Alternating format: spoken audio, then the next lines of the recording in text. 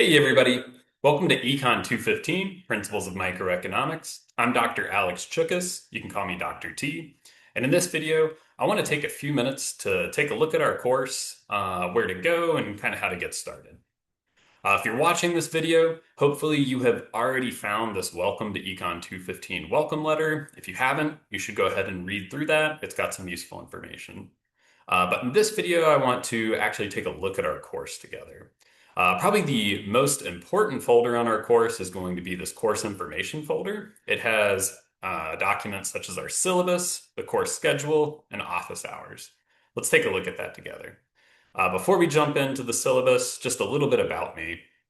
Like I said, my name is Dr. Alex Chookas. Again, you can call me Dr. T. My office on campus is in 410 Thurman. My email is my last name, then the letter A, so TSIUKESA at winthrop.edu.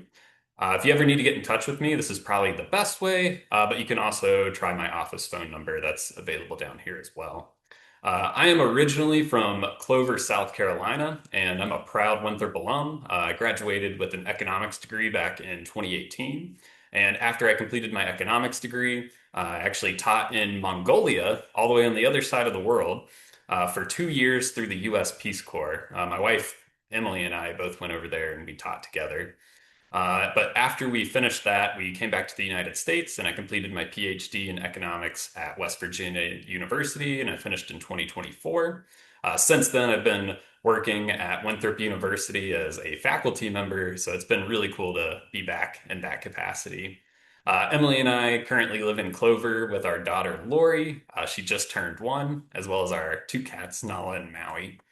Um, like it says down here, I really do want to get to know you guys.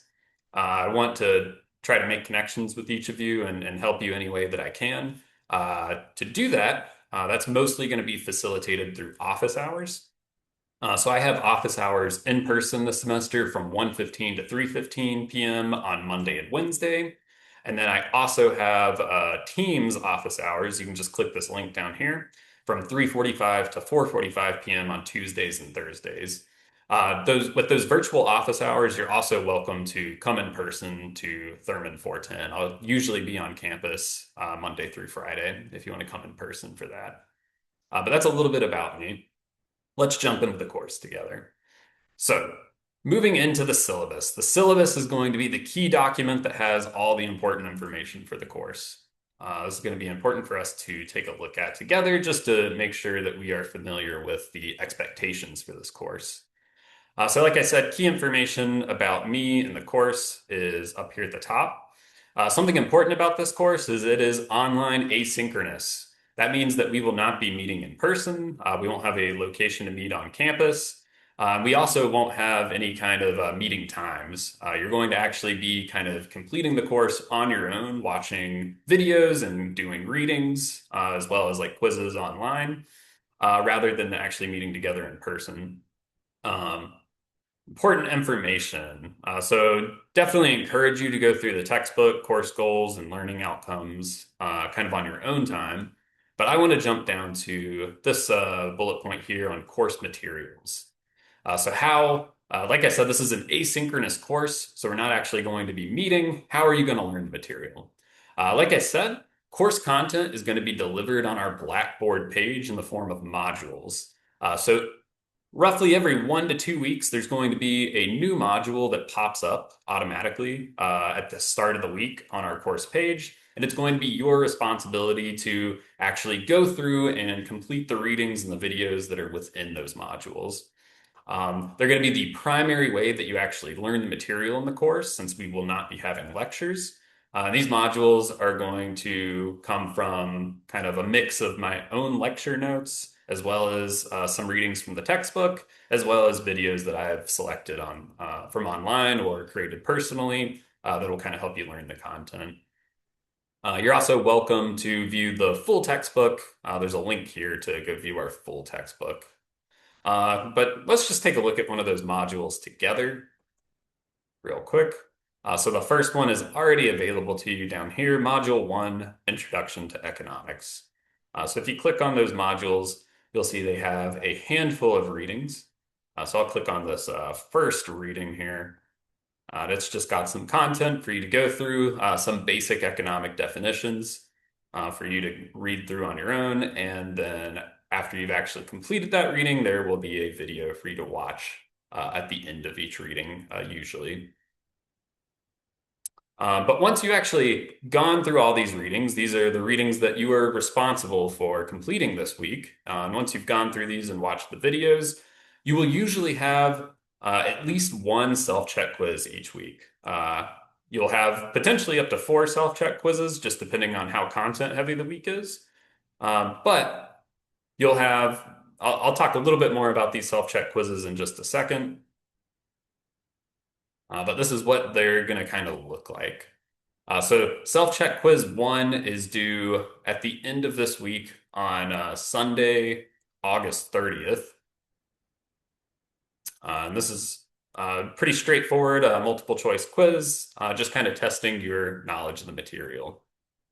The idea with self-check quizzes is that these are intended to be formative assessments. I'm not trying to get you and see if you understand the material. These are really just to help you learn. With that, self-check quizzes can be completed as many times as you want. So if you complete it and you get a 50%, that's okay. Go back through and do it again. But make sure you're reading the feedback at the end of each self-check quiz, the feedback for individual questions to understand why you got a question wrong. So that's going to kind of be the way that you're learning the material in the course is going through those reading and videos and then completing the self-check quizzes that go along with each module. Let's jump back into that syllabus together. Read a little bit more here. Okay, so that's the primary way that you're learning the material. And the way that I'm going to be assessing you or grading you in this course, it's going to come from three sources: self-check quizzes, graphing assignments, and exams. Those are kind of the three major categories in this course. I just talked about self-check quizzes a little bit. These are just going to be to check your understanding of the material. You're allowed to go back and do these as many times as you want. There's no reason that you should not get 100% on these since you can go back and complete them over and over again. But those self-check quizzes are going to be 15% of your total grade in the course. The other major assignment category is going to be graphing assignments.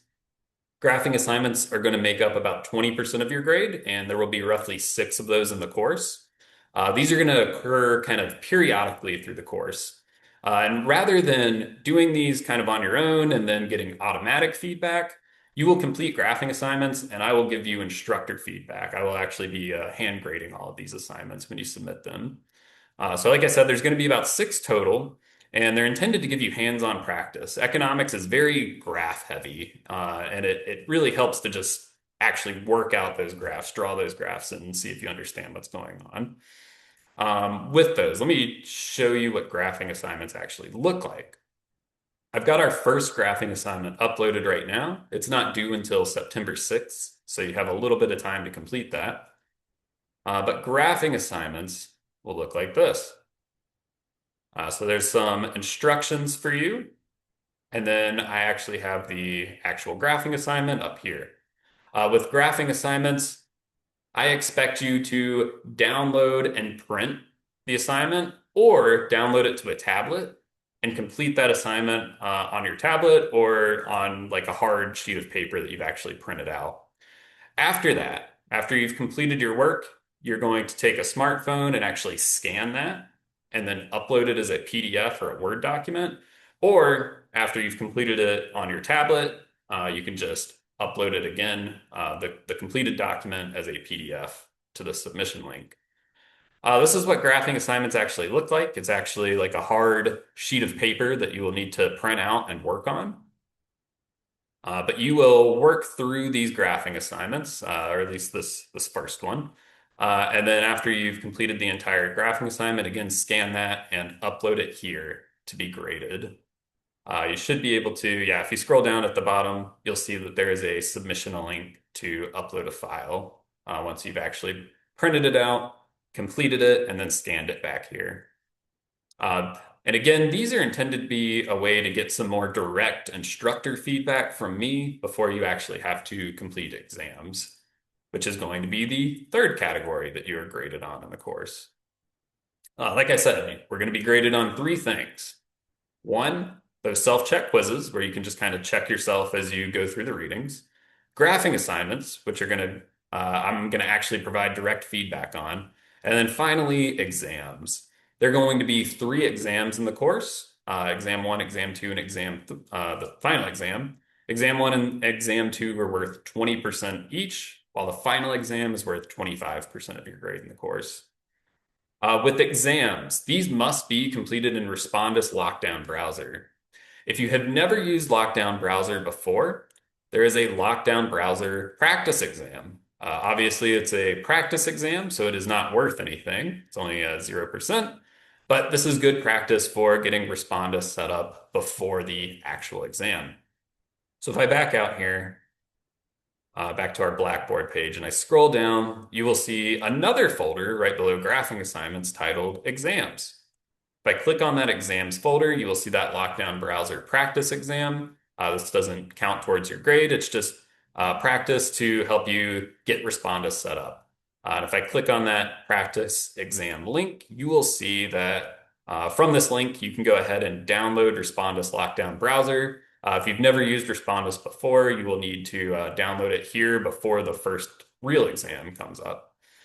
I definitely encourage you guys to complete this by August 30th, just to make sure that you've got this set up, you understand how Respondus works, and you kind of have an idea of what the exams will look like before you take a real exam later on in the course. But a little bit more information about exams in general. So again, there's going to be three exams. You will need to take these via Respondus Lockdown Browser, and they will be open for 24 hours on the stated exam date. So that means you have until 12:01 a.m. until 11:59 p.m. on exam dates to complete these. I do not accept late exams. Once started, you're going to have 60 minutes to complete the exam. Prior to actually starting the exam, you have to do an environment check where you pick up your computer and just show your workspace, showing kind of all the materials that you have on your desk. You guys are allowed to have a pen or pencil, a sheet of blank scratch paper to actually work out problems, and then a basic calculator, as well as your student photo ID. You are not allowed to have any kind of smart devices such as cell phones, tablets, smartwatches, anything that can connect to the internet, headphones, textbooks. Kind of use your best judgment here. If you would not be allowed to have this material on a real exam in person, you're probably not allowed to have it during this Respondus online exam. As far as internet connection, obviously this is an online exam. Your internet connection is your responsibility. If a technical failure occurs, you will need to send a time-stamped photo of the error and contact me immediately. I only provide makeup exams in documented emergencies. So just kind of use your best judgment there. Grading scale. I use a pretty standard grading scale in this course. 90 to 100% is an A, 87 to 89.9 is a B, 80 to 86.9, or sorry, excuse me, 87 to 89.9 is a B plus, 80 to 86.9 is a B, 77 to 79.9 is a C plus, and so on. You can kind of see that grading scale here. I do not do minuses in this course. Either you get the letter grade or you get a plus version of that letter grade. Additionally, rounding is at my discretion. Please don't contact me to ask for your grade to be rounded at the end of the semester. More likely than not, it might just tick me off a little bit. Maybe I won't round you up there. So just kind of keep that in mind there. Late work policy. With self-check quizzes, like I said, these are intended to help you learn the material. You can retake the self-check quizzes as many times as you need throughout the semester. Even after the deadline's passed, you can still go back and get credit for the self-check quizzes. However, I do encourage that you follow the timeline on the course calendar in order to kind of stay on track with the course and prepare for exams. I do not accept late graphing assignments, nor do I allow makeup graphing assignments since the dates are listed at the bottom of the course calendar well in advance. However, I understand stuff comes up sometimes, life happens. Sometimes maybe you just forgot to submit one for whatever reason. So I do automatically drop your lowest graphing assignment at the end of the semester to kind of help you out there. Missed exam policy. I have a list of reasons that are acceptable for missing an exam. That includes, but is not limited to, physical or mental health, funeral attendance, courtroom appearance, any kind of like authorized school or university activities that you need to attend, and emergency military service. For all of these reasons, I will need documentation showing that you missed that exam date. If it's something such as like a university activity that you can provide documentation for in advance, you definitely need to bring that documentation to me in advance of that exam date. Uh, like I said, though, this list is not necessarily exhaustive. If you think you have an acceptable reason for missing an exam, contact me, and if I agree that it is an acceptable reason, then we can work through setting up a makeup exam. Typically, I don't allow makeup exams, though, unless you have one of these documented reasons. This is a big one. With the proliferation of generative AI, it's important to understand where you can and can't use AI. With self-check quizzes, I really don't want you using generative AI on self-check quizzes because uh, these aren't really like graded. So you do receive a grade for them, but you can complete self-check quizzes as many times as you want. They're really intended to help you like learn and see where you're making mistakes. So I really encourage you to not use generative AI on self-check quizzes. With graphing assignments, you definitely should not use generative AI unless a graphing assignment explicitly says that you are permitted to use AI for a portion of that assignment. It will explicitly say on the assignment if you are allowed to use or encouraged to use AI on a graphing assignment. If it does not say that, then you should assume it is not permitted. And then, of course, on exams, the purpose of an exam is to actually show your understanding of the material. So generative AI is not allowed to be used on exams. No exceptions there. You are allowed to use generative AI as a learning resource. I understand that it can be very beneficial to actually like learn and deepen your understanding from.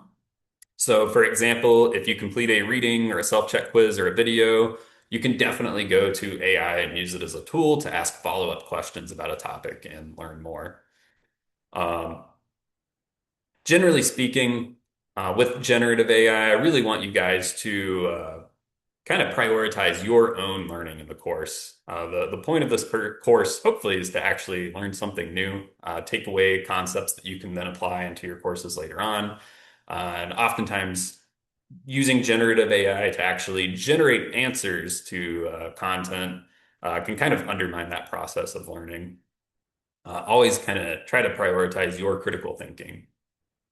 Academic misconduct, I have a pretty standard academic misconduct policy. If I believe that you have, used outside resources that were not allowed on an assignment, or consulted with somebody else during an exam and got additional help from them, if there's any kind of evidence of that, I will take that forward to the dean of students, and then we'll kind of go from there. And you can read more about that process in the quick guide to the academic misconduct process, what will actually happen with that. Other policies, I encourage you to go through and read these on your own on page 5. But then attached at the bottom of the syllabus is our tentative course schedule. So stuff that will never change are these submission deadlines. So coming up on August 30th, you have that lockdown browser practice exam due. Go ahead and set up Respondus if you've never done that before. And then you should also complete self-check quiz 1 by August 30th.